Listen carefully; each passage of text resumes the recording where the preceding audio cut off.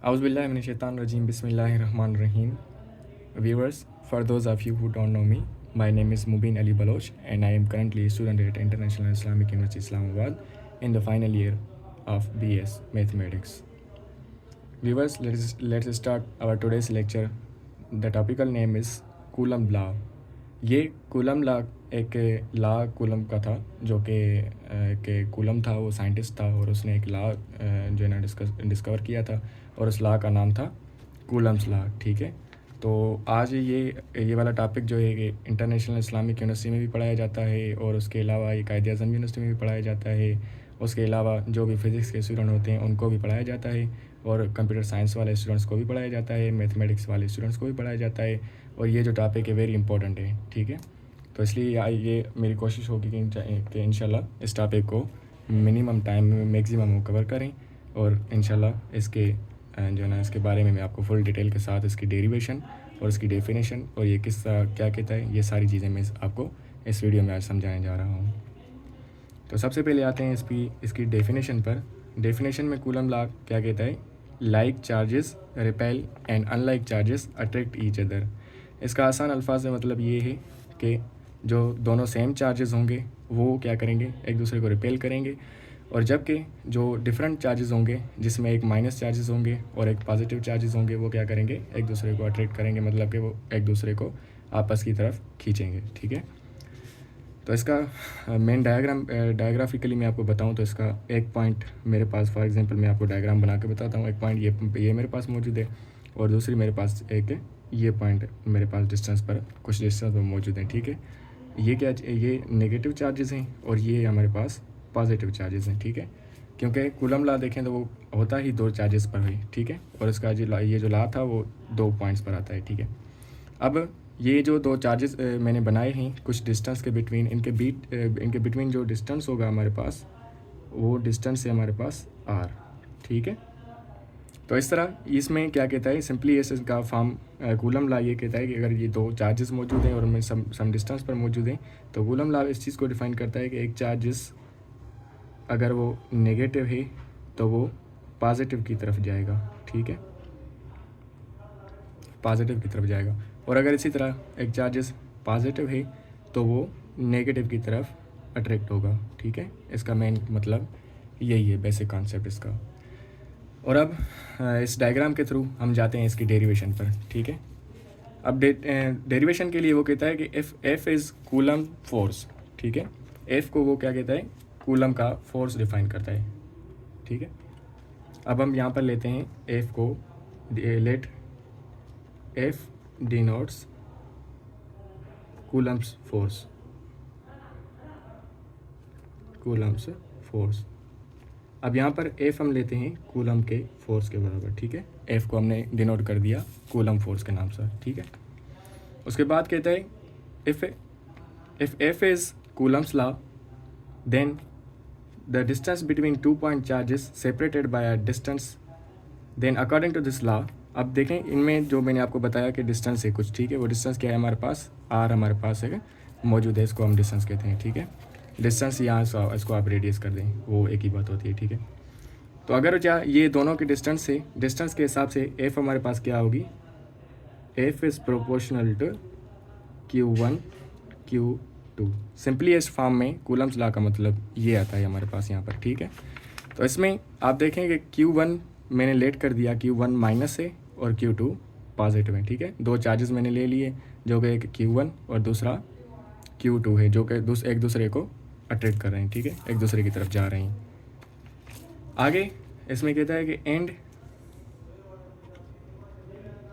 F is proportional to 1/r²। ठीक है, ये कैसे आता है ये मैं आपको बता दूं। एफ जो कि कूलम लॉ था हमारे पास, वो इस थ्योरम के ज़रिए ये हमारे पास लॉ था, इसके मुताबिक अगर मैं देखूं तो हमारे पास जब भी फोर्स होती है ना वो एक प्रोपोर्शनल होती है उसके डिस्टेंस के थ्रू। ठीक है, अब यहाँ पर डिस्टेंस क्या था, आर था, तो वो मैंने डिस्टेंस को यहाँ पर प्रोपोर्शनल कर दिया इसके। ठीक है, इक्वेशन 1 ये बन गई और इक्वेशन 2 ये हमारे पास आ गई। ठीक है, और उसके बाद इसमें आप देखें तो इसको मैं इस तरह लिख सकता हूँ। ठीक है, और F is proportional to Q1 by Q2 divide by R square. ठीक है, ये चीज़ कैसे आई मैं आपको बताऊं कि एफ कूलम फोर्स था और ये प्रोपोर्शनलिटी की साइन। उसके बाद मैंने देखे ना यहाँ पर 1 की जगह मैंने क्या इनपुट किया, सब्स्टिट्यूट किया Q1 और Q2। ठीक है, सिंपली ये किया मैंने और कुछ नहीं किया। इसके बाद अगर आप देखें तो एक मैथमेटिकल और फिज़िक्स वाला स्टूडेंट अगर ये वीडियो देख रहे हैं तो उनको पता होगा ये चीज़ जो होती है ना, ये जो चीज़ हमारे पास आती है प्रोपोर्शनलिटी, इसको हटाने के लिए हमने क्या करना होता है, इसको हटाने के लिए अब मैं इसको ख़त्म करने जा रहा हूँ। तो F is equal to F की एफ़ वैसे ही रह गई और इज इक्वल की निशानी देने के बाद, सिंबल देने के बाद हमने क्या करना होता है, प्रोपोर्शनलिटी को हटाने के लिए कुछ ना कुछ ये मैथमेटिक्स का रूल होता है कि प्रोपोर्शनलिटी को आप हटाने के लिए कुछ ना कुछ आप कांस्टेंट जो दूसरा होगा उसको आपने यहाँ पर जो है ना डिनोट कर देना है। ठीक है, तो उसके लिए मैं लेता हूँ के। ठीक है, अब ये प्रोपोर्शनलिटी की साइन के थ्रू ख़त्म हो गई। ठीक है, अब ये के, उसके बाद ये सेम चीज़ Q1 Q2 उसके बाद आर स्क्वायर। ठीक है, ये चीज़ हमारे पास आ गई। अब यहाँ पर आप देखें ना, इसकी सिंपलीस्ट डेरिवेशन फॉर्म में ये हमारे पास मौजूद है, तो इसको हम क्या कहेंगे, this is called Coulomb's law. ठीक है, ये इसकी डेरिवेशन हो गई हमारे पास। उसके बाद आप देखें के को, अब यहाँ पर चूँकि हमने के को एक कांस्टेंट के तौर पर तो ले लिया, लेकिन के का मतलब क्या है आसान यहाँ पर वो मैं आपको बता दूँ। वेयर के is a constant of proportionality, जिस तरह मैंने आपको बताया प्रोपोर्शनलिटी को हटाने के लिए मैंने क्या दराफ्त कराया, यहाँ पर के दराफ्त किया। ठीक है, उसके बाद it's value depend on following factors. अब इसका वैल्यू क्या क्या आएगा, ये फैक्टर्स मैं आपको बताता चलूँ। एक तो सबसे पहले उसमें आएगा मीडियम। ठीक है, के का वैल्यू वेरी करेगा किस चीज़ पर, एक तो मीडियम पर। मीडियम का आसान सिंपल मतलब ये है कि यहाँ पर अगर आप मीडियम बीच में कौन सा आता है। ठीक है, एक तो चार्जेस ये यहाँ पर मौजूद हैं, एक चार्जेस ये भी मौजूद हैं। यहाँ पर बीच में जो डिस्टेंस आएगा वो डिस्टेंस में आपके पास अगर मेटल है या जो भी है, मीडियम मतलब जो भी आएगा उसके ऊपर ये वेरी करेगा मुख्तलिफ के सामने। ठीक है, उसके बाद आता है system of units. System of units, अब सिस्टम ऑफ यूनिट्स का मतलब ये है कि जिस तरह दुनिया में पाए जाते हैं एसआई सिस्टम, उसके बाद सीजीए सिस्टम होता है, ये सिस्टम फिज़िक्स वाले स्टूडेंट बेहतर जानते हैं। ठीक है, इनके बीच में ये चीज़ आती है। उसके बाद आता है in SI system for air और फ्री स्पेस कांस्टेंट्स के इज़ एक्सप्रेस्ड एज। अब चूँकि एसआई का सिस्टम अगर हमारे पास आ जाता है ना, तो उसमें ये क्या कहता है, के हमारे पास जब एसआई में होगा तो के हमारे पास क्या आएगी, K is equal to 1/4 pi epsilon naught. ठीक है, ये चीज़ आएगी हमारे पास। और ये किस चीज़ के इक्वल होती है, this is equal to 9 × 10⁻9 newton metre square per cubic square. ठीक है, के का क्या वैल्यू होता है, के का वैल्यू ये हमारे पास आ गया। ठीक है, उसके बाद कहता है where epsilon 0 epsilon naught is also a constant known as permittivity of free space or air. ठीक है, it is also called permittivity constant.